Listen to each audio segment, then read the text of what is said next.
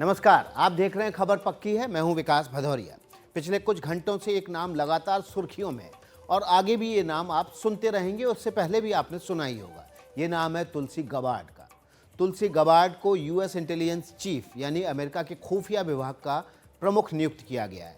आपने अमेरिका से लेकर इंग्लैंड और दुनिया के दूसरे देशों में भी भारतीय मूल के लोगों के बारे में सुना होगा, लेकिन तुलसी गबार्ड भारतीय मूल की ना होते हुए भी जबरदस्त तरीके से भारत का पक्ष रखती रही हैं।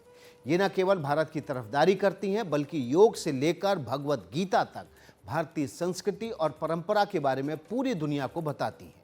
तुलसी भारत के लिए काम ठीक वैसे ही करती हैं जैसे भारत की संस्कृति का कोई दूत करता है।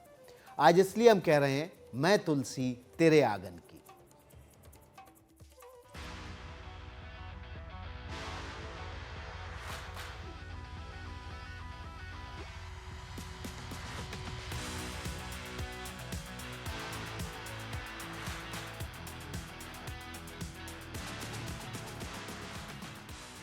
तुलसी गबार्ड भारतीय मूल की नहीं है। बावजूद इसके हम तुलसी गबार्ड को भारत के ही आंगन का क्यों मान रहे हैं?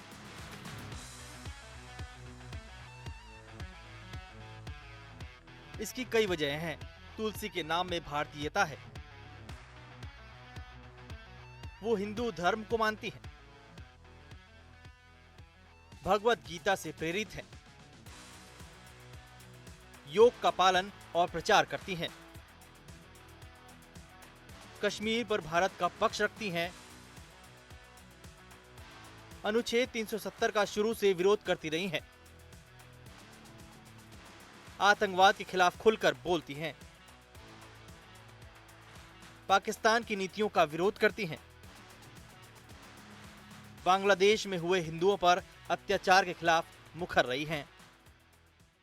As a member of Congress, I introduced a resolution that called for the protection of Hindus and religious minorities in Bangladesh, people who continue to be targeted and persecuted to this day.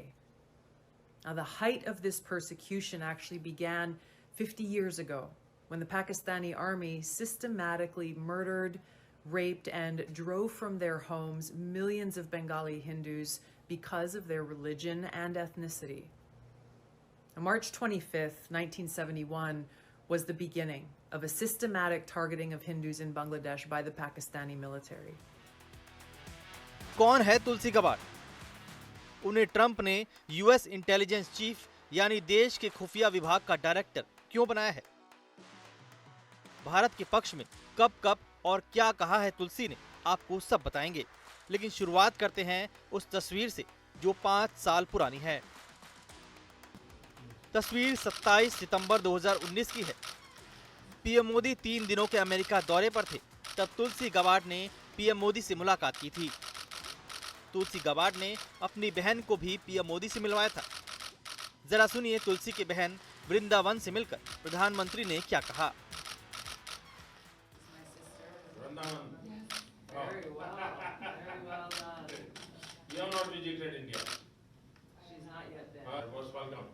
मैं आपका बहुत आभारी हूँ। आपने बहुत बढ़िया ये video संदेश दिया, भारत में बहुत वायरल हुआ।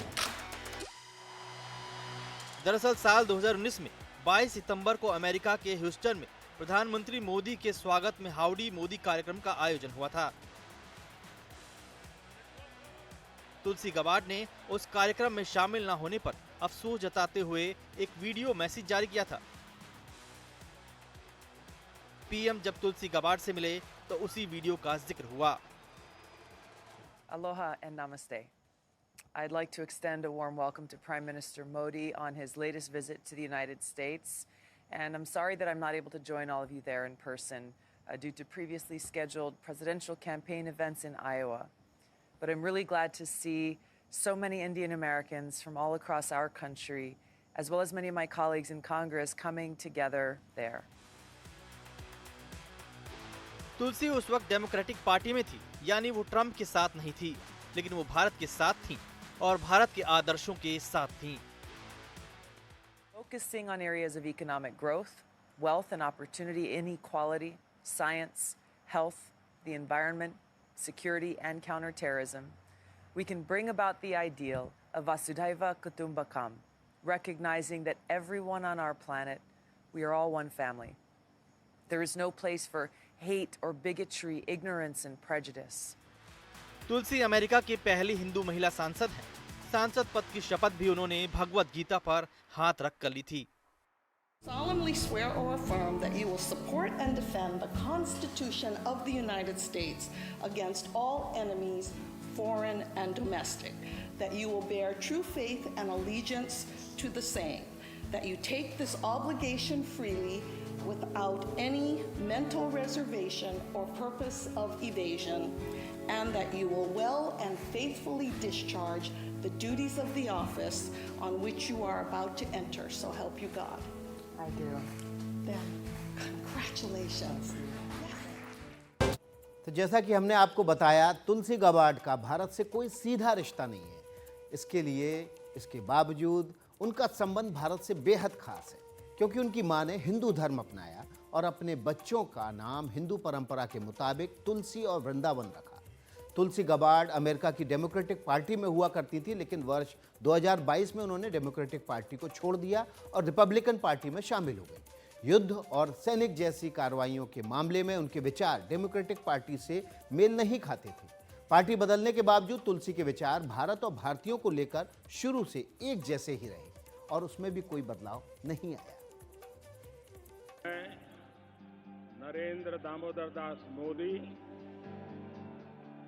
ईश्वर की शपथ लेता हूं कि मैं विधि द्वारा 10 साल पहले जब प्रधानमंत्री मोदी ने पहली बार प्रधानमंत्री पद की शपथ ली और भारत की तरफ अंतर्राष्ट्रीय योग दिवस की शुरुआत की पहल की गई, तब अमेरिका में आश्चर्यजनक रूप से भारत की इस पहल को समर्थन मिला। अमेरिकी सांसद तुलसी गाबार्ड ने आगे बढ़कर योग के बारे में वही बातें दुनिया के सामने रखी जो पीएम मोदी कहते रहे हैं। The wisdom and spiritual love that we find in yoga will bear the fruit of mutual respect for others, regardless of their race, nationality, religion, or any other differences. So, on this International Day of Yoga, let us all be inspired to dive into the deeper aspects of yoga, where we can each discover the treasure of wisdom, spiritual love, and peace that yoga has to offer us all. Jai Shri Krishna. Namaste. Aloha. Self के लिए और society के लिए योगा का क्या महात्म्य है। योग जिंदगी की सहज प्रवृत्ति कैसे बने। जैसे टूथब्रश करना हमेशा का क्रम बन जाता है,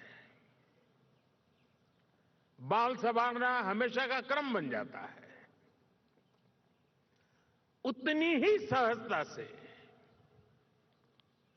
योग जीवन से जब जुड़ता है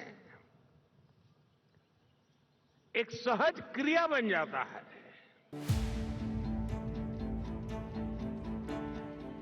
भारत आकर यहाँ के अक्षरधाम मंदिर के दर्शन की तस्वीरें हों या फिर प्रधानमंत्री मोदी को भगवत गीता भेंट करने की तस्वीर, तुलसी गाबार्ड भारत से जुड़ी खबरों में लगातार बनी रहीं। जरा सुनिए, अमेरिकी सेना में अपनी सेवाएं दे चुकी, युद्ध को करीब से देख चुकी तुलसी ने कैसे भगवत गीता को अपना रक्षा कवच बताया। There was danger at every step. Each day brought new uncertainties, and likewise, many lives were lost. My shelter then and now has been the Bhagavad Gita, which means Song of God. The Bhagavad Gita spoken by Sri Krishna is full of transcendental wisdom that is as relevant today as it was 5,000 years ago when it was spoken. So on this holy day of Janmashtami, when we celebrate the appearance of Sri Krishna in this world, it is the perfect time to reflect on his sublime instructions, which are like a transcendental lifeline. When we are blown here and there by the strong winds of change, when giant waves are crashing upon us, when we're feeling unsteady, lost, adrift, the Bhagavad Gita offers us guidance and hope. हम जिन कारणों से Tulsi Gabbard को भारत के आंगन की तुलसी कह रहे हैं, उनमें एक वजह कश्मीर भी है। 5 अगस्त 2019 को अनुच्छेद 370 हटाए जाने के बाद तुलसी ने क्या कहा था, जरा वो भी सुनिए। I think it's important as outsiders looking in to understand the complex history of Kashmir and what has happened to people there in the past and how many families were driven from their homes there and fled and have not been able to return home. How the previous government had policies in place that made homosexuality illegal, that suppressed the voices of women, that made it. I met a woman a couple of days ago who said that she, as a Kashmiri woman, had no rights to own property there in her homeland. So these changes are things that are happening in a sovereign country. You God. I do. Then, congratulations. तुलसी गवाड ने हमेशा खुलकर कहा है कि आतंकवादियों को पनाह देने की वजह से ही भारत और पाकिस्तान के रिश्तों में तनाव बना हुआ है। I choose to be an optimist and understand, not naively, but understand that with these challenging times, there. तो आखिर आपको समझ में आया होगा कि क्यों हम कह रहे हैं मैं तुलसी तेरे आंगन की। ऐसा इसलिए भी क्योंकि तुलसी गवाड ने सार्वजनिक रूप से हमेशा वही रुख रखा जो एक आम भारतीय का होता है। मिसाल के तौर पर कश्मीर, धारा 370, पाकिस्तान का मुद्दा हो या आतंकवाद का मुद्दा हो। अब 2019 के पुलवामा हमले की हम बात कर लेते हैं। 2019 में पुलवामा के हमले के बाद तुलसी गवाड ने क्या बयान दिया, उन्होंने सोशल मीडिया पर प्रतिक्रिया दी, वो हम आपके सामने रखते हैं। एक आत्मघाती बम विस्फोट में मारे गए लोगों के परिवारों के प्रति संवेदना व्यक्त करती हूँ। आगे तुलसी इसमें लिखती हैं कि उनके अपने, जिनके अपने पिछले कुछ सालों में आतंकियों ने मार डाले, पाकिस्तान इन आतंकियों को अब पनाह देना बंद करे। तो सीधे सीधे पाकिस्तान को नसीहत तुलसी गवाड की तरफ से दी गई। आगे पुलवामा के बाद ही तुलसी का एक और बयान आया और वो बयान भी हम आपके सामने रखते हैं। जब तक पाकिस्तान इन आतंकियों को पनाह देता रहेगा, भारत और पाकिस्तान के बीच तनाव जारी रहेगा। ये सही वक्त है कि पाकिस्तान आतंकियों के खिलाफ सख्त से सख्त कदम उठाए। इसी तरह तुलसी गवाड का एक और बयान जो पाकिस्तान के खिलाफ था और उससे भी बड़ी बात आतंकवाद के खिलाफ था।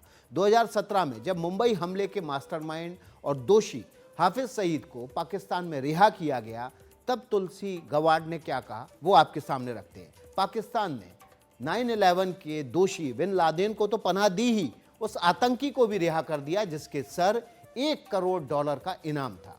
वही हाफिज सईद जो मुंबई हमले का मास्टरमाइंड था। तो लगातार तुलसी गवाड का जो रुख था वो आम भारतीय की तरह था।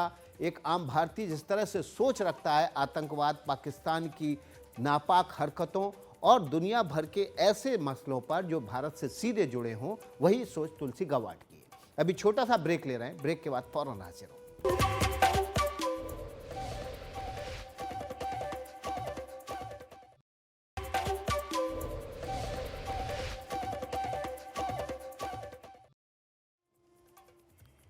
खबर पक्की में आपका एक बार फिर से स्वागत है।